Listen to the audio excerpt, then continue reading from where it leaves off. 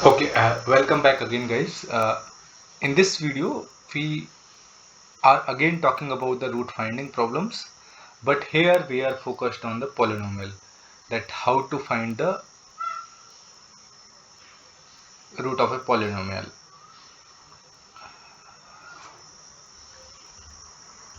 Or I can say that how to find a root of a, any function. That also can be done by these methods which I am going to talk about. And the name of the method is Muller's method. Muller's method. So the idea is that if we graphically understand this with reference to the Newton-Raphson and second method. So in Newton-Raphson method, what we were doing, so this was my basically curve, and what we were doing, we were trying to, at the guessed point, we were trying to draw a tangent, and then wherever that tangent was cutting the x-axis, that point was considered the updated value for the next iteration. So this was considered as xi plus 1.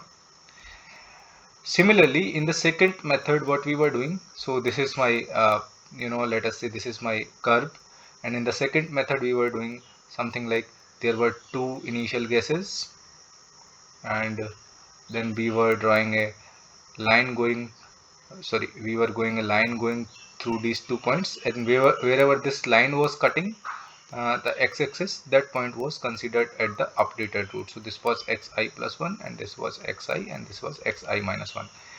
So this is Newton-Raphson. This is second method. In the this Muller's method, the idea is that suppose there is this curve, and this curve basically will be represented by a parabola in the Muller's method. So here we were basically, for every iteration, we were considering a line. In this case it was a tangent line, in this case it was a tangent line, while in this case it is a line going through two guessed points. In this case we will consider a parabola that will go through, so this is my parabola, this is my parabola,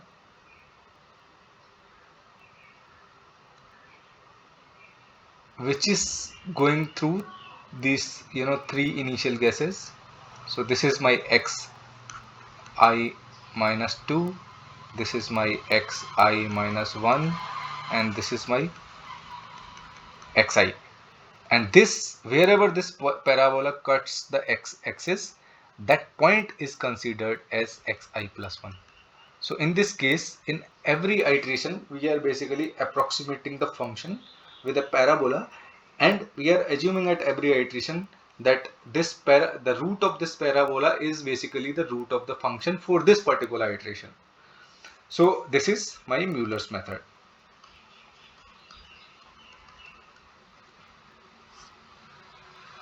Now let us, so this is my Muller's method. So now let me explain this mathematically, this Muller's method mathematical representation I am giving you. So this is my original function, and this is my parabola.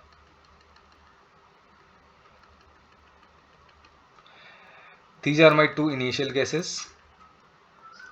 If I say this is xi, this is xi minus 1, and this is xi minus 2, and this point will be my xi plus 1. Now this f of x, this is my function that is being approximated as a x minus xi to the power 2 plus b x minus xi plus c. Now wherever this parabola or this basically quadratic equation will cut the x-axis, so basically now the problem remains that what are the values of a, what is the value of b, and what is the value of c.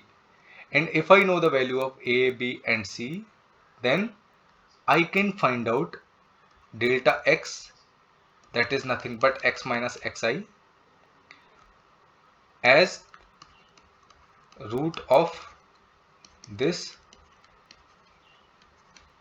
quadratic equation.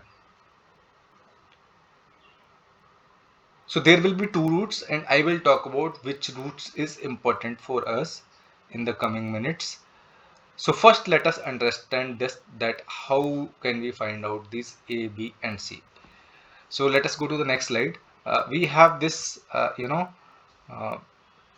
I should draw that again for you.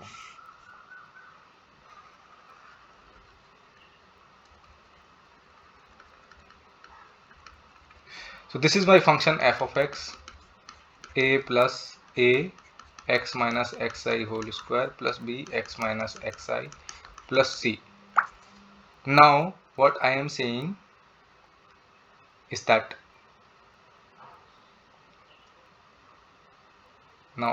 what I am saying is that uh,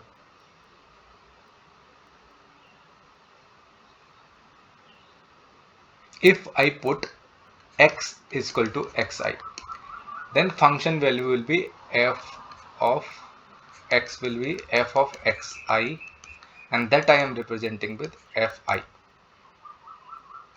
So this, if I put this into this equation number 1, this will give me c is equal to f of xi or f of I. So eventually what I have boiled down to this f of x as a plus x minus xi to the power 2 plus b x minus xi plus f of I.